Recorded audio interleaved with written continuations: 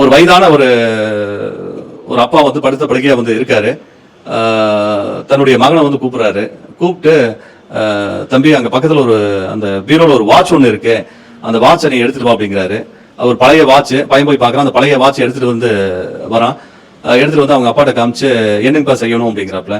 அதுக்கு அவரு அவங்க அப்பா சொல்றாரு, பக்கத்துல ஒரு வாட்ச் கம்பெனி இருக்கு குட்டி, நீ அங்க வந்து போய் இந்த வாட்ச் என்ன விலைக்கு போகுதுன்னு நீ கேட்டுட்டு வா அப்படிங்கிறாரு.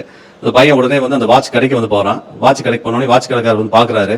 வாட்சை திரும்பி பார்த்து இது ஒரு 100-200 வருஷம் பழைய வாட்ச் ஆட்டு இருக்கு, ஒரு 50 ரூபாய்க்கு போகும், அல்லது அதிகபட்சமா ஒரு 100 ரூபாய்க்கு வந்து போகும் அப்படிங்கிறாப்புல.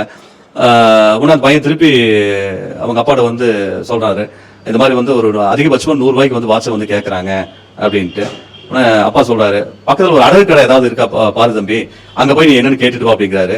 அந்த பையன் வந்து திரும்ப வந்து ஒரு அடகு கடையை வந்து தேடி கண்டுபிடிச்சு அந்த அடகு கடைக்கு வந்து போறான். அடகு கடைக்காரர் அந்த வாட்சை பாக்குறாரு. வாட்சை திரும்ப வந்து பார்த்துட்டு வந்து இது ஒரு 200-300 ரூபாய்க்கு போகும் தம்பி அப்படிங்கிறாரு. பையனுக்கு ஒரே சந்தோஷம், 100 ரூபாய்க்கு சொன்னாங்க, இப்ப 200-300 ரூபாய்க்கு சொல்றாங்களே அப்படின்னு சொல்லிட்டு மறுபடியும் திரும்ப அவங்க அப்பாட்ட வந்து, அப்பா இப்ப வந்து அந்த அடகு கடைக்காரர் வந்து ஒரு 300 ரூபாய்க்கு கேட்கிறாரு அப்படிங்கிறாப்ல.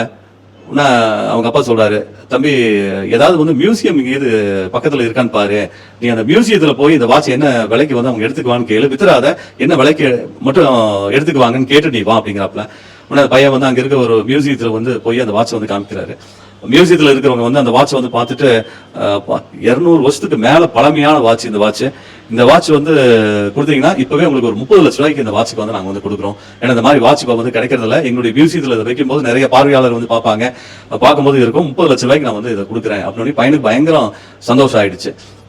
திருப்பி அவங்க அப்பாட்ட வந்து, அப்பா இப்ப 30 லட்சம் ரூபாய்க்கு இந்த வாட்ச் வந்து கேட்கறாங்க அப்படின்னு அவங்க அப்பாட்ட வந்து சொல்லும்போது அவங்க அப்பா பையனை பார்த்து சொல்றாரு, தம்பி ஒரே வாட்ச் கடைக்கு போகும்போது அதோட மதிப்பு 100 இருந்து 200 ரூபா, இதே அடகு கடைக்கு வந்து போகும்போது அதோட மதிப்பு 200 இருந்து 300 ரூபா, இதே மியூசியத்துக்கு வந்து போகும்போது அந்த வாட்சோட மதிப்பு 30 லட்சம் ரூபா.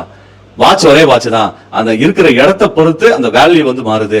அதே மாதிரி உங்களுடைய லைஃப்ல உங்களுடைய கேரியர்ல நீங்க எதை சூஸ் பண்றீங்களோ அந்த சூஸ் பண்றதை பொறுத்து உங்களை சுத்தி இருக்கிறவங்க யாரு, எந்த இடத்த நீங்க சூஸ் பண்றீங்க, எப்படி நீங்க வந்து போறீங்க அப்படிங்கறது நீங்க சூஸ் பண்ற இடம் இருக்குல்ல, அந்த இடத்தை பொறுத்து உங்களுடைய வாழ்க்கை வந்து பிரகாசமா வந்து அமையும் அப்படின்னு அந்த பையன் அவங்க அப்பா வந்து அந்த பையன்ட்ட வந்து அறிவுரை சொல்வாரு. சேம் அதே தான், ஒரே வாட்ச் பட் டிஃப்ரெண்ட் வேல்யூ வந்து இருக்கு. அதே மாதிரி காலேஜ் முடிச்சுட்டு நீங்க வந்து போகும்போது நல்ல சர்க்கிள், நல்ல இடம், நல்ல இதுவா வந்து சூஸ் பண்ணி உங்களுடைய இருக்கிற இடத்த சுத்தி இருக்கிற இடத்த அழகா வந்து கொண்டு வந்தீங்க அப்படின்னா அதுவே நம்மளை அடுத்த லெவலுக்கு வந்து தூக்கி வந்து நம்மளை வந்து விடும்.